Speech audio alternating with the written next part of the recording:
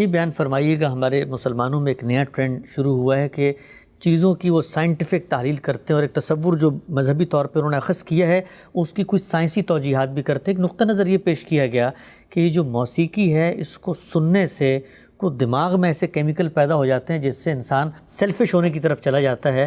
تو اس طرح کے جو تصورات اور تھیوریز ہیں ان کو پھر کیا ہم دینی لحاظ سے کاؤنٹر کریں گے یا کوئی سائنسی لحاظ سے کاؤنٹر کریں گے؟ ان کا کیا جواب ہوگا؟ دو پہلو ہیں اس میں۔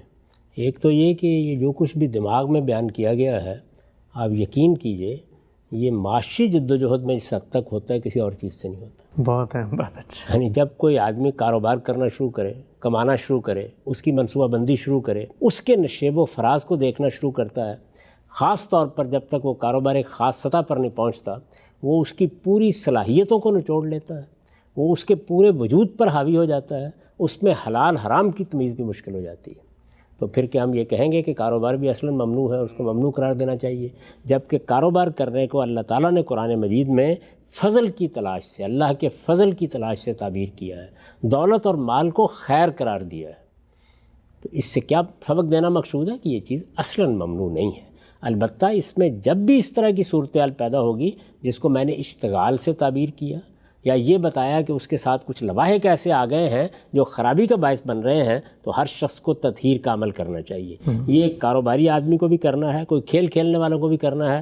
ذرا ایک نظر ڈال کے دیکھیے کہ وہ لوگ جو مختلف کھیلوں کی مشق کرتے ہیں اور بڑے کھلاڑی ہوتے ہیں، کسی ایتھلیٹ کی زندگی کا جائزہ لے کے دیکھ لیں، فٹ بال، ہاکی، کرکٹ کھیلنے والے کسی شخص کی، ان کے لیے شب و روز کا یہی معاملہ ہوتا ہے۔ تو یہ کام تو صرف موسیقی نہیں کرتی، یہ ساری چیزیں کرتی ہیں، اور ان سب کے اثرات آپ کے دماغ پر بھی ہوتے ہیں، آپ کی مجموعی شخصیت پر بھی ہوتے ہیں، اور ان کا اشتغال بہت سے خیر کے کاموں میں مانع بھی ہو جاتا ہے۔ میں نے یہ دیکھا ہے کہ کتنی خواتین ہیں جو آ کر شکایت کرتی ہیں کہ ان کے میاں نے ایک نیا کاروبار شروع کیا ہے اور اس میں ان کے اشتغال کا یہ عالم ہے، اور جہاں وہاں اس ملک میں اس ملک میں، کہ ان کو اب خبر ہی نہیں کہ بچے کہاں ہیں۔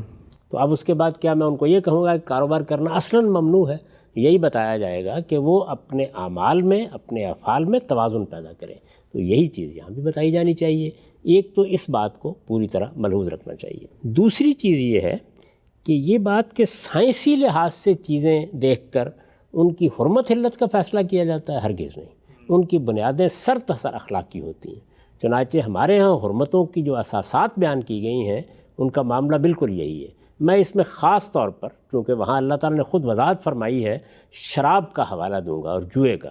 اس میں اللہ تعالیٰ خود یہ بتاتے ہیں کہ یہ چیز ممنوع قرار دی جا رہی ہے، اور کیا ہے، اسمہما اکبر من نفعہما، ان کا گناہ یعنی ان میں جو اخلاقی قباحت ہے وہ ان کے نفع سے زیادہ ہے۔ دیکھیے، نفع اور نقصان کا تقابل نہیں کیا، ٹھیک۔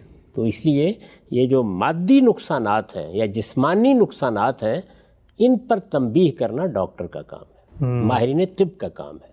وہ کرتے ہیں، بہت سی چیزوں پر کرتے ہیں، آپ کو حفظان صحت کے اصول بتاتے ہیں، آپ کو کھانے پینے کے بارے میں بہت سی ہدایات دیتے ہیں، رشتوں کے بارے میں آج کل بہت سی نئی تحقیقات کے نتیجے میں آپ کو کچھ تنبیہات کی جاتی ہیں۔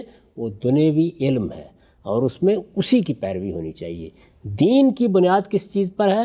وہی جو میں نے کئی مرتبہ عرض کیا کہ عبادات کے بعد تین ہی چیزیں ہیں، تطہیر بدن ہے، تطہیر اخلاق ہے، تطہیر خور و نوش ہے۔ تو تطہیر اخلاق کے پہلو سے دیکھنا چاہیے کہ کسی چیز کو ممنوع قرار دیا گیا ہے تو کیوں قرار دیا گیا ہے۔ اب ان پانچوں چیزوں پر ایک نگاہ ڈالیے کہ جو حرمت کی اساسات کے طور پر سورہ اعراف میں بیان ہوئی ہیں۔ فواحش، ظاہر ہے کہ اس میں اخلاقی قباحت ایسی چیز نہیں ہے کہ جس کو سمجھانے کی ضرورت ہو۔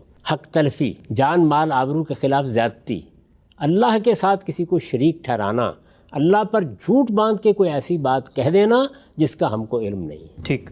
تو یہ تو بالکل بدیہی چیزیں ہیں، ہر آدمی ان کو سمجھ سکتا ہے، اس کے لیے کسی سائنسی تحقیق کی ضرورت نہیں ہے۔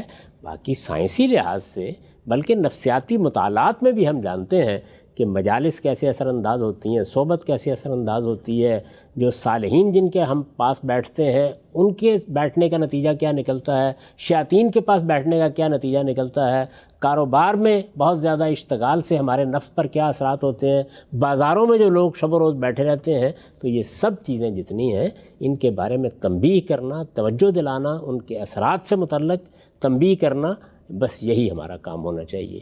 اس کا یہ لازمی نتیجہ نہیں ہوتا کہ اس چیز کو اصلاً ممنوع قرار دے دیں۔ بازار سے متعلق میں بعض روایات آپ کو سناؤں گا اور یہ کہوں گا کہ اس میں دیکھیے رسول اللہ صلی اللہ علیہ وسلم نے جو بازار میں معاملات پیش آتے ہیں اور جن میں ہر آدمی کو اپنی تطہیر کی فکر کرنی چاہیے تنبیہ فرمائی ہے، لیکن کیا مدینے کا بازار بند کروا دیا گیا؟